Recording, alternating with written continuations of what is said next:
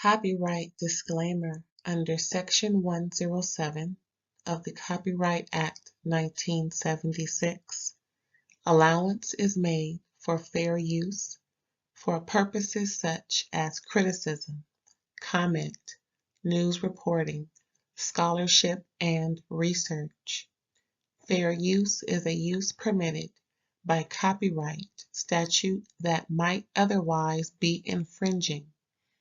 Nonprofit, educational, or personal use tips the balance in favor of fair use.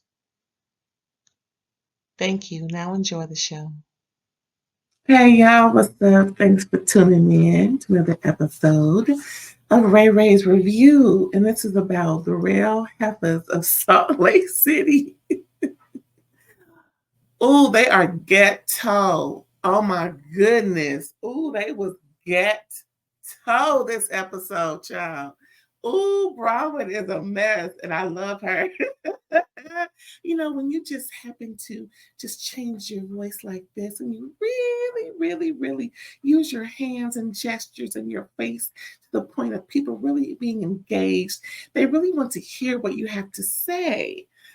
If you haven't watched it already, that's Bronwyn. That is how she does it. Child, she lit that whole party up. Let me tell you. And Angie had to just accept it, even though it was, Angie's 25th anniversary party, child. Bronwyn said, well, let me go ahead and just stir the turd. Oh, no. Oh, I just started all up in the middle, child, of the show. But, child, this show was good. Thanks for tuning in. Please like, comment, and subscribe if you haven't already. And share with the people. Oh, we're going to start off. Okay, so again, we start off with Angie. She's, trying to seem like this pseudo mob boss based off of the accusations or the insinuations she felt that Meredith gave her last year through, what's that? Reality Von Teese. Come on now. We all know Meredith ain't trying to do nothing like that. I got Meredith back because she still ain't got no apology from last year from being blamed for all that stuff Reality Von Teese done. But anyway, I Team Meredith so far. Yeah. So Angie is inviting ladies to her 25th anniversary party, even Meredith, child. Now remember, last year Sean was like, I don't want that heifer in my house. Is she gonna be doing?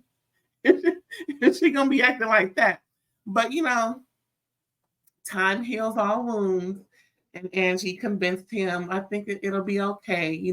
Time heals all wounds and yada, yada, whoop, de whoop, bam, da bam. But, she has to come. She's a part of the cast. Now, it ain't going to be like a Real Housewives of Atlanta season 1 when Nene wasn't on the list. Sure, right? Oh, I was looking like, oh, she molded? Oh, Nene is molded. Ken was like, what? It was like a hush over Jerusalem. What? We filming and her name ain't on the list? Nene was like, child, please. And, she was about to go in. I was like, They put their arm up. Nene was like, anyway, back to Salt Lake City Housewives, season 5, episode 6, y'all. Yeah, we halfway through, I guess. We halfway through this mess, child. Through the season, rather. But yeah, so she's inviting the ladies via mob style because she wants to be a mob theme. I'm like, girl, I ain't real mob gonna come and tell you what's up if you if you don't stop playing around. Look, I stick to the rivers and the lakes that I'm used to, and I suggest Angie do the same. Stop playing with folks because being in a mob is real business. It's like you don't be crib walking if you ain't a real gangbanger. Crip, that is. That's just something that you just don't do. Anywho, what was I? Yeah, so Angie invited people to her 25th wedding anniversary. And she's having a mob guy do it. And he's bringing wanted posters with the info on there. Wanted so-and-so to come to the party. Whoop-de-whoop, bam-de-bam. Anyway, so then we see Lisa confiding in her husband and son about her feelings on Angie, and how Angie pretty much badmouthed her parenting. I'm like, why is Lisa talking to her son about this? Her son's like, no, you're a great mom, and whoop de whoop, bam de bam. And then here comes the the wanted poster invite from the mob guy. And then they FaceTime with Jack. He's having some medical issues down there in Bogota, Colombia. I think that's where he's doing his 2-year mission. Now, I recall when my nephew did his, we couldn't talk other than, what's that? A letter every blue moon. So I guess they must have upgraded the system. Good for him. I hope Jack gets well real soon. Then we see Meredith meeting with Whitney. So Whitney can straighten out all this stuff about her Alibaba, allegedly speaking, of course, about her jewelry being from Alibaba. See, my thing was like was from the first look from the gate. My thing was this: if you're not creating your own jewelry, actually making it yourself, or have your designs manufactured in a lab somewhere, or however it's done, then you run the risk of, accidentally selling Alibaba or somebody else's stuff. And that's pretty much what what Lisa said in her confessional this episode. If you don't know where it's coming from, if you're not making it yourself, girl, it probably is.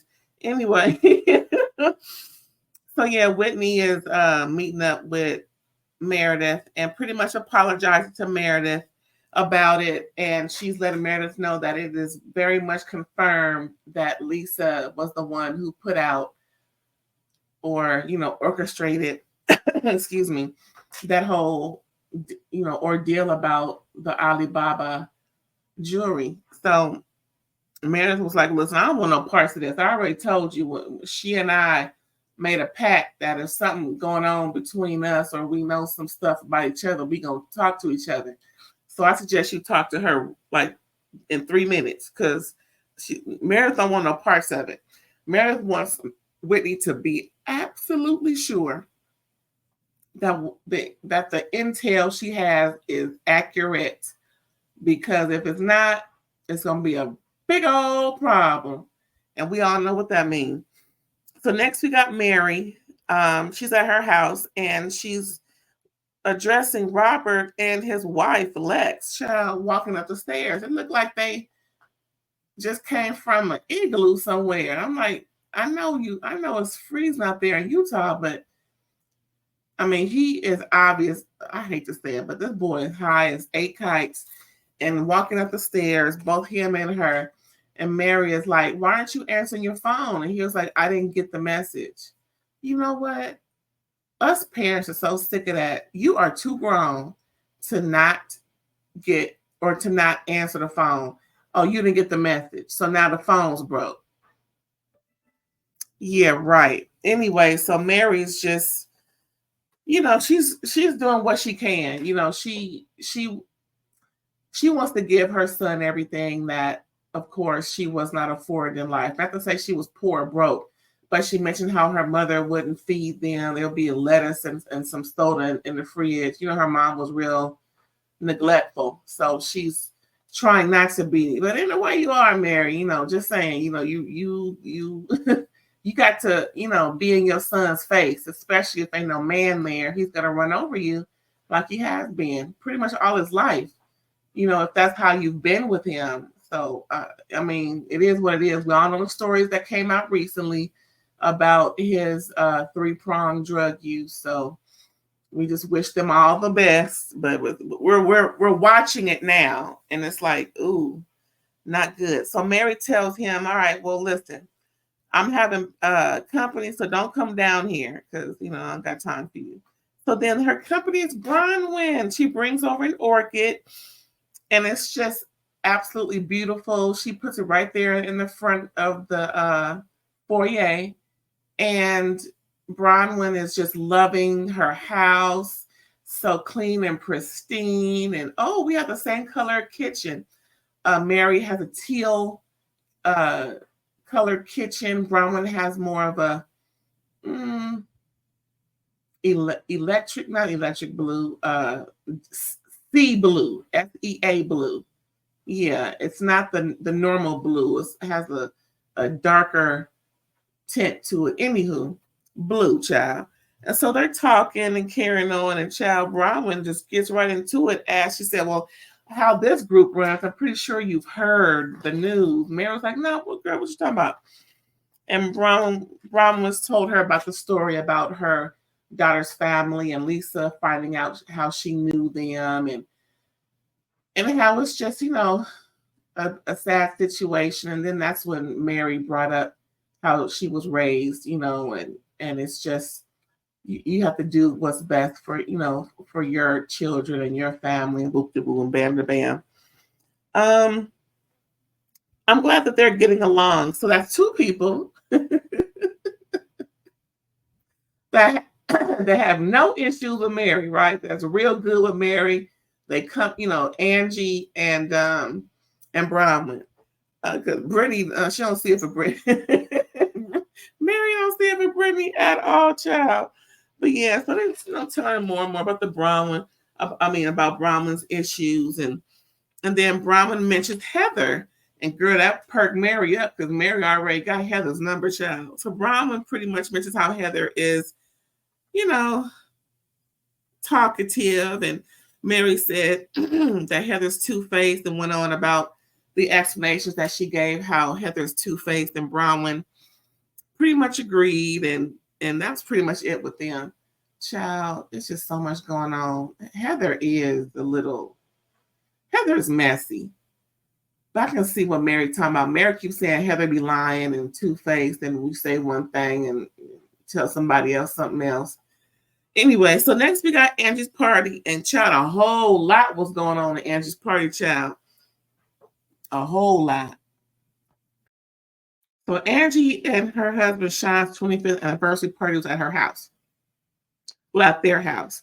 And child, it was jump in. Everybody coming in looking like they a part of a mob family and carrying on. Even his parents, her parents was there.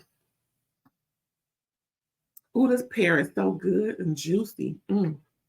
Hey, Tangent, you ever got some pears from the store, and as soon as you leave the store, you come home and they're looking like they aged? I'm like, what's going on?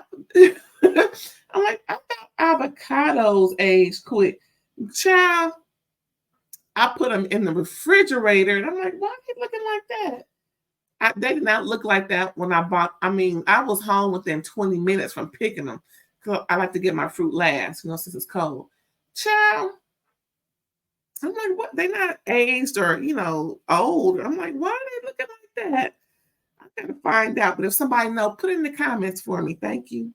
Please and thank you. Okay, so it's a whole lot going on at this party. So yeah, Angie's party, her and her husband, 25th anniversary. Even Meredith was invited, of course. And Meredith is there, and she's urging Whitney to go talk to Lisa because, the longer you wait, the worse it's going to be. And these girls do not care about decorum. None of these housewives do. They will start talking mess at church. You know what I mean? They don't care. So what happened? I'm going to give it to you just how I wrote, because I got my notes. I had to take notes, child. It was too juicy. So Whitney starts to talk to Lisa about everything, and Lisa started getting loud a little bit, and then Brittany comes with her date Aaron, some dude that she swiped left or something like that. What was that, Tinder or whatever? Child, come to find out he knows Heather. Gonna blurt out, yeah, we kissed. You huzzy, how you gonna say it? See, it's the pH balance of it all for me. No, boo. And Heather and Brittany Brittany came on the show because of Heather. That they were supposed to be real close. And then all the while we hear Mary in the background talking to Meredith. Oh, that's Jared. Meredith's like, that's not Jared. Yes, it is. No, it's like, yes, that has to be him. Child, that is not Jared. And then Bronwyn talks with Angie. Hey, girl, happy 25th. And then starts telling Angie, set it off. And then Bronwyn starts telling Angie about what Lisa's parenting comments she made to Heather. And Angie was like, what? See, I think Angie was about to say, girl, this is my party. But then Angie, no, because Angie do the same crap. She will be in a situation like she had with that scroll trying to tell Meredith about herself in the first episode of season 5. Child, please. So Brown was letting her know what Lisa was talking about, her real grimy and greasy, and about how she doesn't appreciate the comments she made. Now,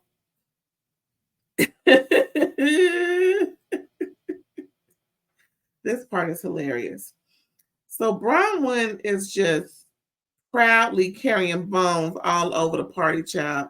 Angie doesn't like Heather doing that. Child, Angie is a little ticked off now.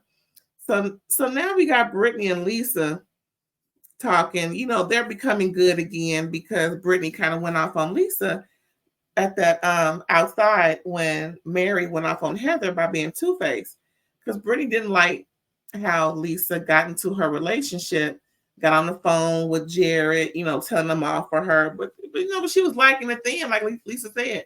You wasn't saying nothing then, so what you gotta say something? But anywho, they were, becoming good again, and then Mary came over, child. It was just so much going on, one after the other. And then Mary comes over and says Lisa jumps in on the other person's side when Mary is, having an argument, and she doesn't like that. Stay out of it is what Mary is trying to tell Lisa. But Lisa don't want to hear it. And then Heather comes over. And then Mary lets Heather know, yeah, you two-faced, you be lying, Mary. And then Heather starts to cuss at Mary. Mary's like, hey, don't do that with me. I ain't the one. So Mary was really ticked off then because Heather pretty much, she didn't cuss Mary out, but she was like, what the hell you mean? So then they kind of talked it out a little bit. And then Heather's like, do we need to hug? And Mary's like, we don't need to be hugging each other, child, bye. And then Mary goes over to the couch and rests her feet. And these are two little girls. Whose daughter was that? Dang, it was somebody's daughter. It was two little girls there. I don't remember. It was somebody's, I think it was Electra. Yeah, Electra is Angie and Sean's daughter. And Mary was kind of venting to them, oh, these ladies can just be unbearable. And they're like, what ladies? Mary kind of stopped talking, after about 2 more sentences. She was like, no, I can't be talking to these kids, good child. Anyway, so now Angie and Heather are talking because Angie wants to, hear what Heather has to say, because Heather is repeating to Lisa what Angie said about her parenting. That's why Lisa's mad at Angie. So now Angie and Heather talking about what Bronwyn said to her, giving her the gossip. And Heather admits it and just said she didn't appreciate how grimy and greasy you was talking about Lisa. And y'all supposed to be cool and whatnot. But then again, that's not your business, Heather. That's what I'm saying. Heather, it ain't your business, child. So Heather admits it and says that Angie has shifted in her loyalty with Lisa. And pretty much she didn't appreciate it. Like, so what? Has she shifted with you? So what? That child, I don't know about Heather. She really getting on my nerves a little bit. So Heather stays out of it, and then they go and approach Bronwyn about the whole situation. Bronwyn was like, yes. If folks don't be talking, then other folks gonna have to start listening. That's pretty. That's pretty much what Bronwyn was insinuating. If folks gonna talk, then other folks must have to listen. So if you don't mind saying it out loud, you don't mind it being repeated to somebody. Pretty much is what Bronwyn was trying to get them to understand out there in Milwaukee.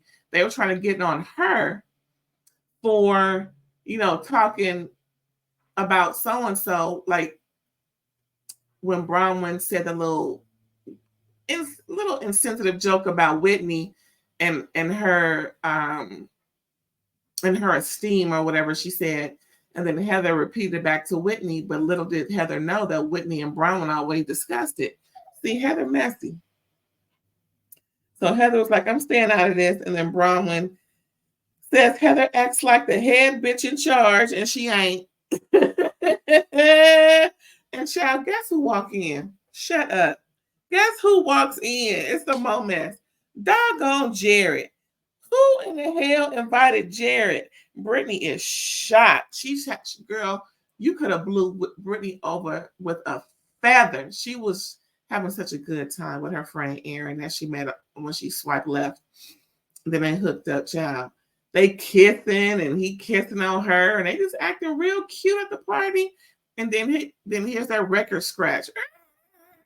Jared child walked in, and then Whitney says, "Oh my God, Justin invited him." So Justin was texting him from the party.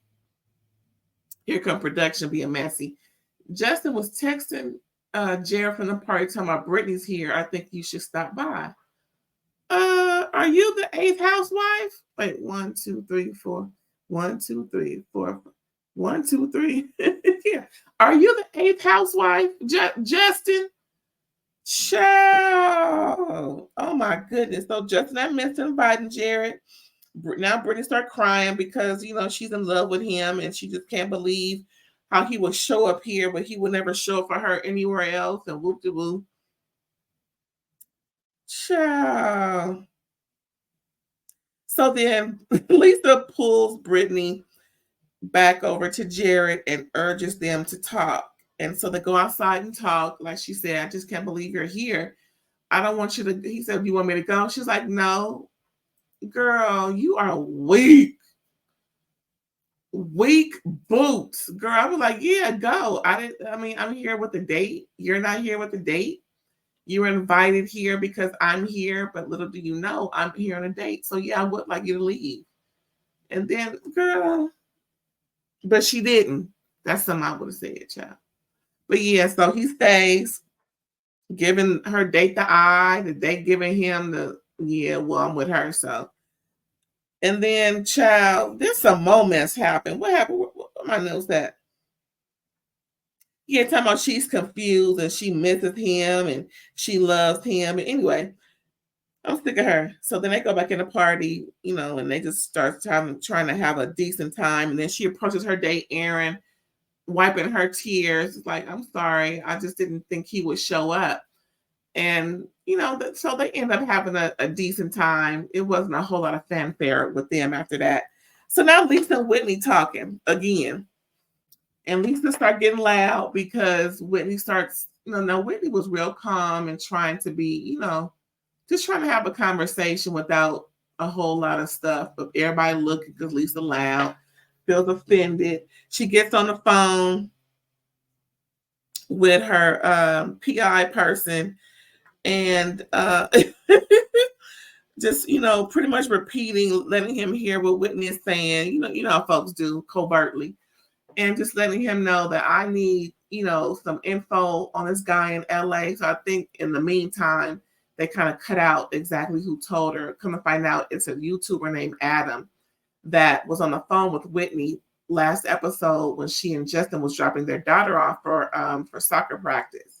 And that's when Whitney got the call. And apparently that was Adam, the YouTuber who she was talking to. And apparently Whitney must have said his name and where he is, because he is based out of LA out here.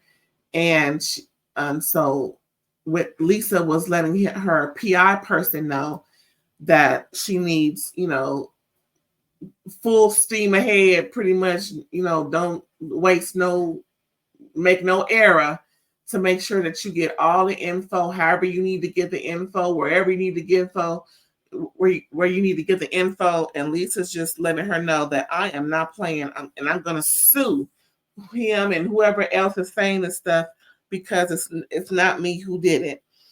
And child, everybody's looking. And then Lisa is just going off. She's on the phone, walking through the room, just yelling. And then she's yelling at Whitney, cussing at Whitney. And then she goes over to Justin and yelling at him about his wife. And she's talking about her, your wife is a liar. And then Justin was like, my wife is not an effing liar. My wife is not a fucking liar. And he kind of walks in her direction as she's walked off. And her husband, I forgot his name. So he kind of put his arm up like, hey man, don't cuss my wife like that. And then they start tussling, child. And Mary looking from the couch like, ghetto. So yeah, child, there was a whole lot going on with this party. The party was pretty much a whole episode. It was a little bit before that, but yeah, child, that was Real Housewives of Salt Lake City. And I'm about to finish this pear because it's so good. And I'm surprised I ain't grew sprouts. Like I said, have you ever taken a pear out the store and just start getting brown all of a sudden? I mean, like, dang. Anyway, thanks for tuning in, y'all. Real Housewives of Salt Lake City, season 5, episode 6.